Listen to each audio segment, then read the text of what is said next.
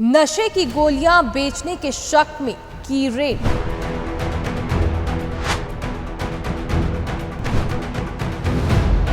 मिला झोला छाप डॉक्टर,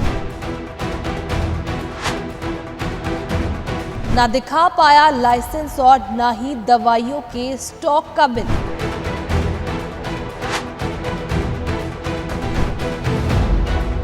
फर्जी डॉक्टर को किया गिरफ्तार। स्वास्थ्य विभाग की टीम ने क्लिनिक को किया सील।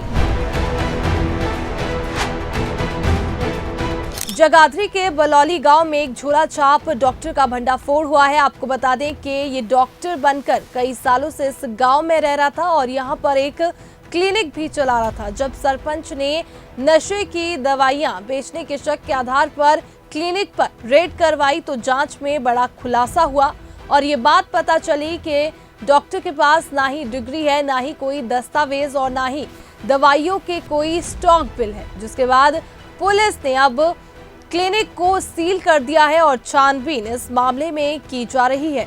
दरअसल आपको जानकारी दे दें कि गांव के सरपंच ने पहल की और गांव में ही एक क्लिनिक पर नशा बेचने के शक पर सरपंच श्यामलाल ने पुलिस को इसकी जानकारी दी। इसके बाद छछरौली थाने की पुलिस मौके पर पहुंची और स्वास्थ्य विभाग को इसकी जानकारी दी गई।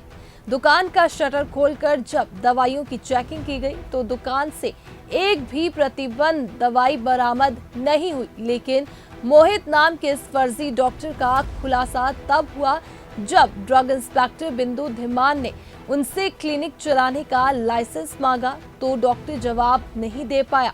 जब डॉक्टर से दवाइयों के स्टॉक बिल मांगे गए तो डॉक्टर इधर उधर की बात करने लगा। गांव में पुलिस की दस्तक और स्वास्थ्य विभाग की टीम को देखकर पूरा गांव वहां इकट्ठा हो गया।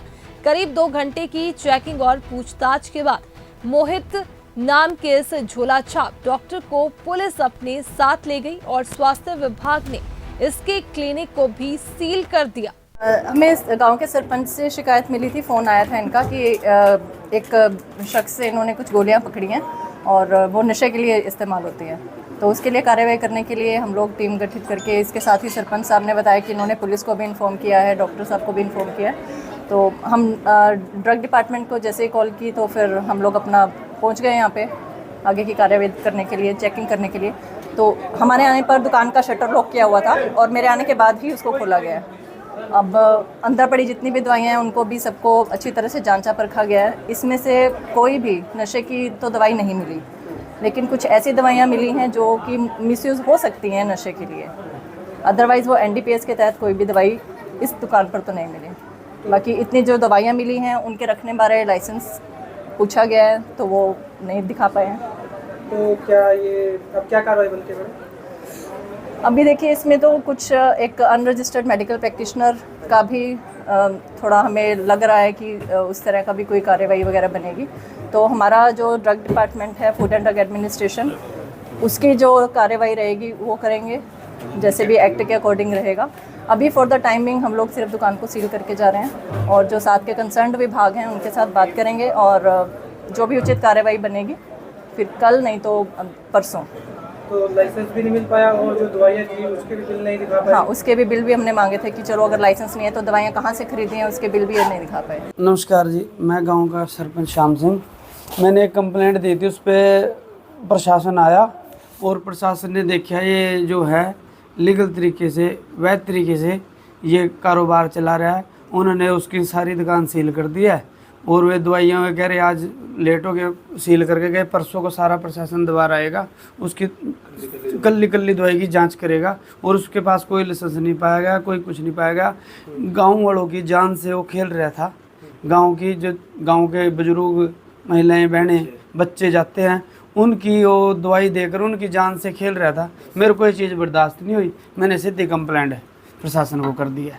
तो कब से ये जो अपनी दुकान चलाते हैं? ये 3-4 साल हो गए हैं। तो ग्लूकोज वगैरह भी लगाता था यहाँ? ये ग्लूकोज वगैरह भी लगाता है, नशे की भी इसकी कंप्लेंट है।